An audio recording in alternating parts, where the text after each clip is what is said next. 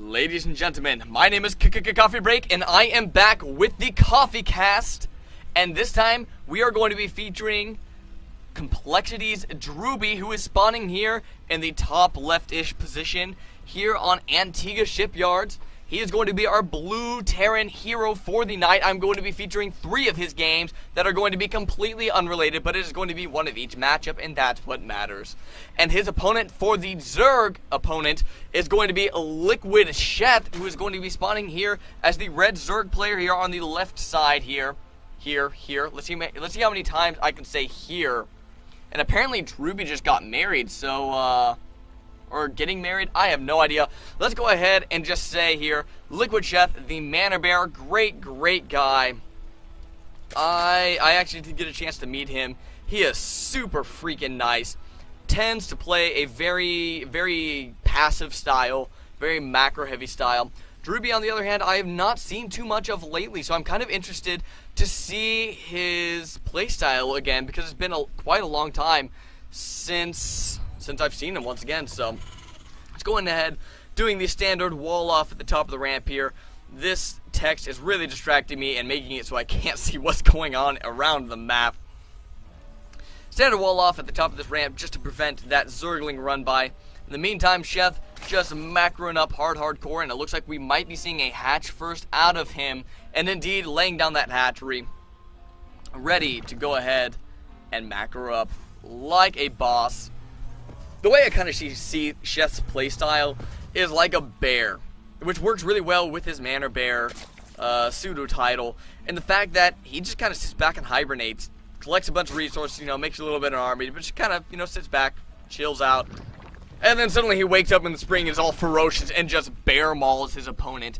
So, I don't know.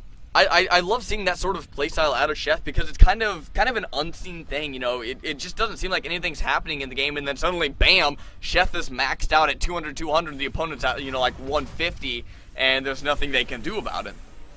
We do have a tech lab out on this barracks, and a Reaper coming out, just probably for scouting purposes. Reaper's not too popular of a unit, not really all that good at anything, to be honest, because once the Queen gets out, I mean, they're shut down for all intents and purposes. Drewbie might be able to pick off a drone or two if he really wants to, but once again, really the main thing you want to do is just get that scouting information. He'll be able to see that there's a pool here, obviously, be able to see there's a hatchery here if he does indeed bring that Reaper down far enough, dropping an expansion of his own on 18, so there we have a 1 Rax expand out of our Terran player. And now our Reaper is going to go ahead and move across the map. They will be getting changed, I should say. I wouldn't say nerfed. They will be getting changed in the upcoming patch, in Heart of the Swarm, and it does look like this is going to be repelled by these Zerglings. They will no longer have their D8 charges, which is used against buildings only. Does 30 damage to buildings. It is ridiculously powerful. And instead they are going to be given a passive health regeneration, which really won't make them any more useful than they are now. They are extremely fast, however. I do believe they actually outmove Zerglings. Nope, they are completely even with Zerglings. And he could actually jump up onto this ridge here and come into the main, try to scout around. But once again, this Queen being here really does kind of put a damper on the party.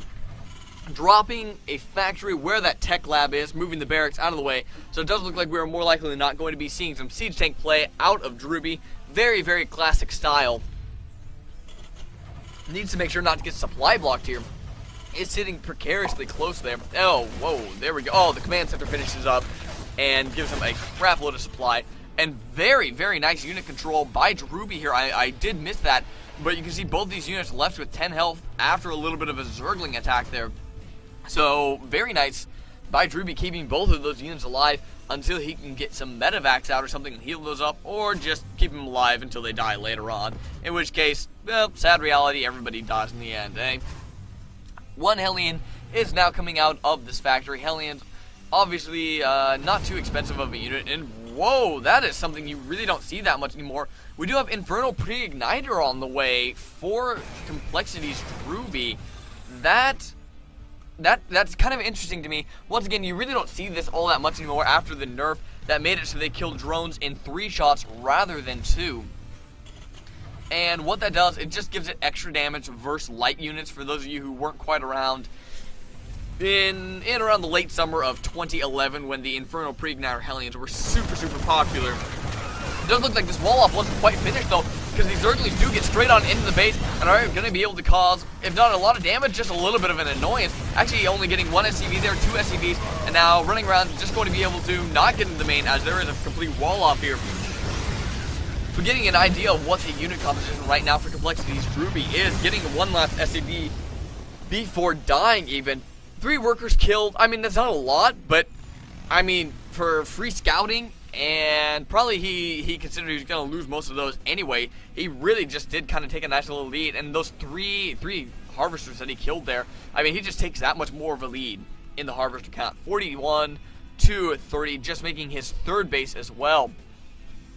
So a nice little attack by Liquid Sheth, but that doesn't put either player really ahead in this matchup. We are seeing an Evo Chamber and a Roach Worm being dropped down now. Sheth, I know, does favor very heavy Roach play, which is what allows him to max out so quickly, because those Roaches very cheap and take up quite a bit of supply to each.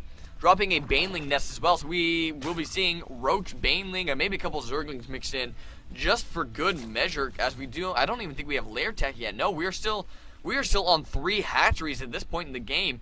So Liquid Sheth looking just to sit back and relax, just like he normally does, I suppose. We do have Drewbie, once again, just sitting around on 2 base. Does have this starport out now. Does have a Siege Tank out on the field. I think he only got that 1 Hellion, though. He does have 3 Hellions on the field, which are trying to poke and prod just a little bit. However, with Roach on the field, they're going to be completely worthless. And once again, I mean, he spent that money on the Infernal Pre-Igniter, and it's only giving him an extra 5 damage versus light units. And that's not really...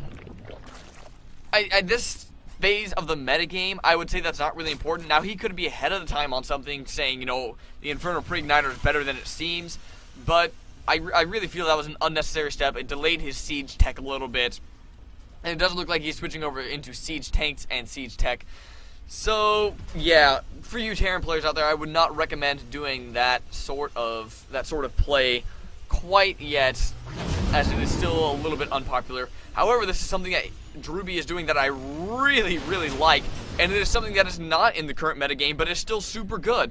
We do have a drop coming out of him, a medevac full of 8 Marines, just going to come over and do a little bit of harass, and I don't fully understand why this isn't popular anymore. I mean, you just don't really see players doing it all that often. Maybe it's because the opponents got so good at repelling drops. But, I mean, look at this. He's going to be able to do a little bit of damage here. I think it's trying... No, never mind. I mean, able to take out a couple of drones before having to load up and fly off. Doesn't look like he is going to come down and try to pick off a few drones at the expansion. However, the Zerglings, Banelings, and Roaches are going to be in place to defend against that. But in the meantime, we do have another attack over here at the 3rd base, trying to take out a couple of swings here. Might actually get this. I don't think they have enough energy for transfuse. They did actually, but not choosing to use that. In the meantime, where's the drop headed? A couple of Marines were lost, but now it is headed back home, I would assume. The Zerglings getting this round on the Marines and the Hellions, and now these two Siege Tanks here just sitting out all alone. Sheth is going to get a couple free Siege Tank kills. And after that battle, we actually see Drewbie taking quite a nice little lead there, taking a about a 1,000 mineral lead after that whole engagement. It's medevac flying home with just 1 Marine left in it. Finally getting his 3rd command center up. Drewbie is ready to take his 3rd base, it does look like. Dropping a couple more barracks with reactors on it just because he has a lot of money, so why not spend it on Marines? That seems like a very nice and logical option. Just now getting his engineering bay on the field. 2nd engineering bay on the field. Getting that armory so that he is allowed to go to level 2 upgrades. In the meantime, though, we do have 1 Carapace out for our Zerg players. So kind of counterbalances that +1 weapons. So really neither player ahead on that upgrade count, and a very even game out of both these players so far. A double Evo Chamber is of course on the field for our Zerg player, but we still don't have any sort of... There's the lair for Liquid Sheth. It's kind of a later lair, but I mean, if that's his playstyle, I guess that's up to him.